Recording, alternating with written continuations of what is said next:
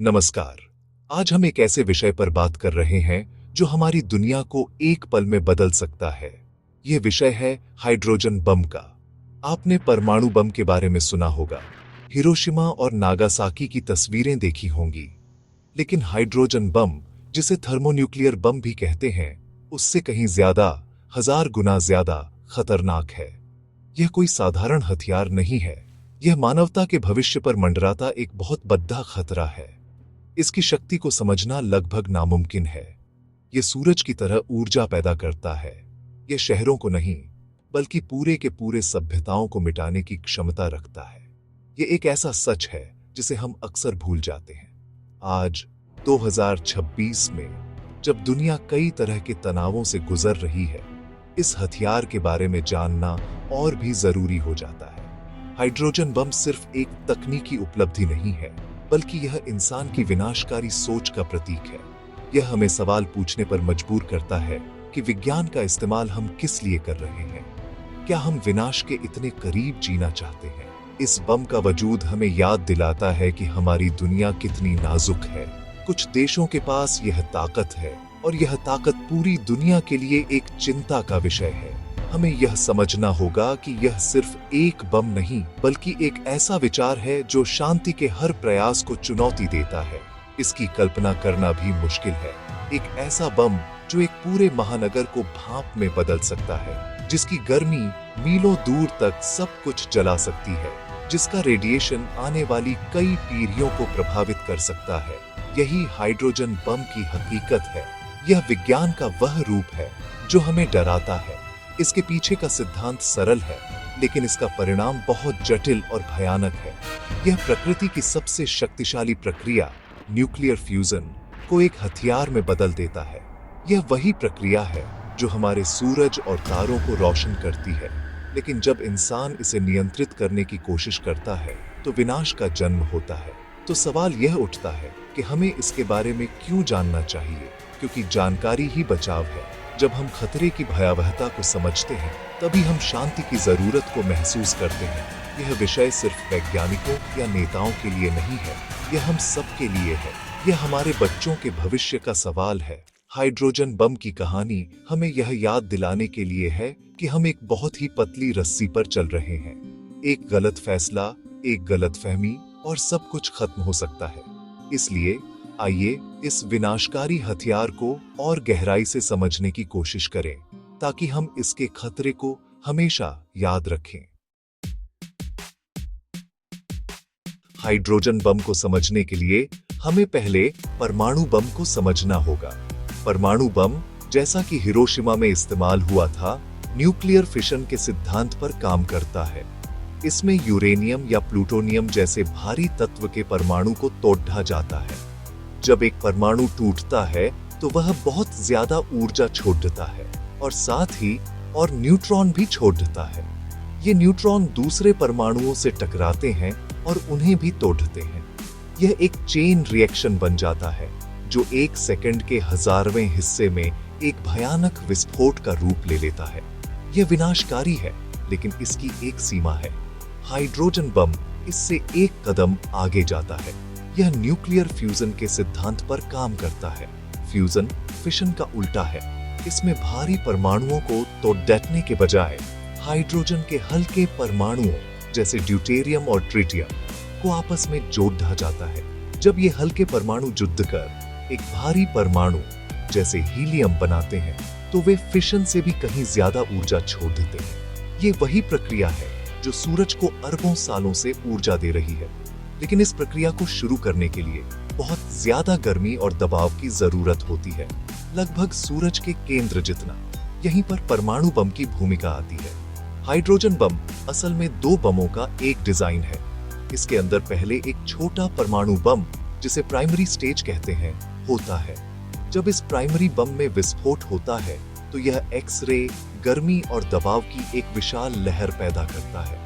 यह गर्मी और दबाव इतना ज्यादा होता है कि यह हाइड्रोजन बम के दूसरे हिस्से, यानी सेकेंडरी स्टेज में रखे हाइड्रोजन के आइसोटोप को एक साथ जुटाने पर मजबूर कर देता है। यानी एक हाइड्रोजन बम को चलाने के लिए पहले एक परमाणु बम का विस्फोट करना पड़ता है। वह परमाणु बम एक ट्रिगर या माचिस की तीली की तरह काम करता है। इसलिए हाइड्रोजन बम परमाणु बम से 1000 गुना ज्यादा शक्तिशाली होता है। परमाणु बम की शक्ति की एक सीमा होती है, क्योंकि आप एक बम में एक निश्चित मात्रा में ही यूरेनियम या प्लूटोनियम रख सकते हैं। लेकिन हाइड्रोजन बम की शक्ति की कोई सैद्धांतिक सीमा नहीं है। आप जितना ज्यादा हाइड्रोजन फ्यूल उसमें डालेंगे, विस्फोट उतना ही बड़ा होगा। यही बात इसे सबसे खतरनाक हथियार बनाती है। इसकी विनाश करने की क्षमता असीमित है। यह एक ऐसा हथियार है जो सिर्फ शहरों को नहीं, बल्कि पूरे देशों को नक्शे से मिटा सकता है। हाइड्रोजन बम का इतिहास शीत युद्ध की हथियारों की होड़ेट से जुड़ा है। जब सोवियत संघ ने 1949 में अपने पहले परमाणु बम का सफल परीक्षण किया, तो अमेरिका में खलबली मच गई। अमेरिका अपनी परमाणु बारूद खो चुका था। इसी डर ने उन्हें एक और भी ज्यादा शक्तिशाली हथियार बनाने के लिए प्रेरित किया। राष्ट्रपति हैरी ट्रूमैन ने 1950 में हाइड्रोजन बम बनाने के कार्यक्रम को हरी झंडी दे दी। वैज्ञानिकों के बीच इस पर बहुत बहस हुई। कुछ ने इसे मानवता के खिलाफ एक अपराध कहा, लेकिन हथियारों की दौड़ में नैतिकता पीछे छूट जाती है। 1 नवंबर 1952 को अमेरिका ने इतिहास का पहला हाइड्रोजन बम परीक्षण किया। इसका कोड नेम आईवी माइक था। यह प्रशांत महासागर के मार्शल आइलैंड्स में स्थित एलुगेलाब द्वीप पर किया गया। यह एक डिवाइस था, कोई गिराया जाने वाला बम नहीं, और इसका वजन 82 टन से ज्यादा था। जब इसमें विस्फोट हुआ तो परिणाम कल्पना से भी परे थे। विस्फोट की ताकत 10.4 मेगाटन थी, जो हिरोशिमा पर गिराए गए बम से लगभग 700 गुना ज्यादा थी। इसने एक आग का गोला बनाया जो 5 किलोमीटर से ज्यादा चौड़ा था। पूरा का पूरा एलुगेलाब द्वीप भाप बनकर उड़िहच गया। उसकी जगह अब समुद्र में एक गहरा गड्ढा है। अमेरिका की इस सफलता ने सोवियत संघ पर दबाव और बढ़ा दिया। वे पीछे नहीं रहना चाहते थे। सोवियत वैज्ञानिकों ने आंद्रेई सखारोव के नेतृत्व में अपने हाइड्रोजन बम पर काम तेज कर दिया। 1 साल से भी कम समय में 12 अगस्त 1953 को सोवियत संघ ने अपने पहले थर्मोन्यूक्लियर डिवाइस का परीक्षण किया। यह अमेरिकी डिवाइस से छोटा और ज्यादा उन्नत था, जिसे विमान से गिराया जा सकता था। हथियारों की यह दौड़ अब एक नए और भी खतरनाक मोड़ पर पहुंच चुकी थी। दोनों महाशक्तियां अब एक दूसरे को पूरी तरह से नष्ट करने की क्षमता रखती थी। इस दौड़ का चरम बिंदु 30 अक्टूबर 1961 को आया। सोवियत संघ ने अब तक के इतिहास के सबसे शक्तिशाली बम का परीक्षण किया। इसका नाम था जार बॉम्बा। इसे आर्कटिक महासागर के ऊपर एक निर्जन द्वीप पर गिराया गया। इसकी ताकत 50 मेगाटन थी, जो हिरोशिमा बम से 3300 गुना से भी ज्यादा थी। विस्फोट की रोशनी 1000 किलोमीटर दूर से देखी गई। इसका मशरूम क्लाउड 64 किलोमीटर की ऊंचाई तक गया, जो अंतरिक्ष की सीमा के बहुत करीब है। जार बॉम्बा ने दुनिया को दिखा दिया कि इंसान विनाश की किस हद तक जा सकता है। ये एक चेतावनी थी, एक प्रदर्शन था, जिसका मकसद दुनिया को डराना था। आज जार बॉम्बा के परीक्षण के दशकों बाद भी हाइड्रोजन बम का खतरा कम नहीं हुआ है, बल्कि यह और भी जटिल हो गया है। आज दुनिया में कई देशों के पास परमाणु हथियार हैं। यह खतरा अब सिर्फ 2 महाशक्तियों के बीच नहीं है। एक छोटी सी गलती, एक गलत फहमी या किसी तानाशाह का एक पागलपन भरा फैसला पूरी दुनिया को एक परमाणु युद्ध में धकेल सकता है। हाइड्रोजन बम का प्रभाव सिर्फ विस्फोट तक सीमित नहीं होता। इसके बाद जो होता है वह और भी भयानक है। इसे न्यूक्लियर फॉलआउट कहते हैं। विस्फोट से रेडियोधर्मी धूल और कण वायुमंडल में फैल जाते हैं, जो हवा और पानी के साथ हजारों किलोमीटर दूर तक जा सकते हैं। यह रेडियोधर्मी फॉलआउट जमीन, पानी और हवा को जहरीला बना देता है। यह दशकों तक, सदियों तक बना रह सकता है। जो लोग विस्फोट से बच भी जाते हैं, वे कैंसर, जेनेटिक बीमारियों और अन्य गंभीर स्वास्थ्य समस्याओं का शिकार हो जाते हैं। आने वाली पीढ़ियां भी अपंग पैदा हो सकती हैं। एक बड़े पैमाने पर परमाणु युद्ध की स्थिति में न्यूक्लियर विंटर का खतरा भी है। विस्फोटों से इतनी धूल और धुआं वायुमंडल में चला जाएगा कि यह सूरज की रोशनी को धरती तक पहुंचने से रोक देगा। धरती का तापमान गिर जाएगा, खेती नष्ट हो जाएगी और इंसानियत भुखमरी और ठंड से खत्म हो जाएगी। ऐसे में आम लोगों को क्या करना चाहिए? हमें जागरूक रहना होगा। हमें यह समझना होगा कि यह खतरा असली है।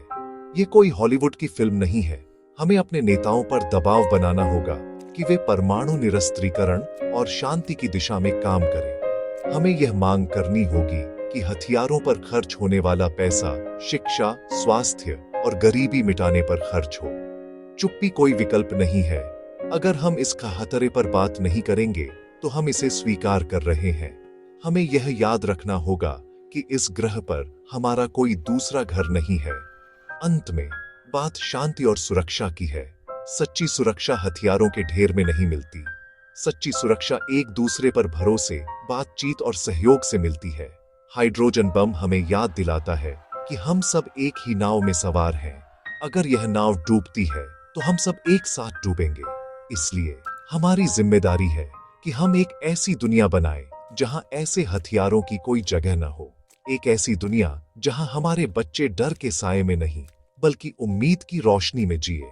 ये एक मुश्किल लड़ाई है, लेकिन यह एक ऐसी लड़ाई है जिसे हमें हर हाल में जीतना होगा। धन्यवाद।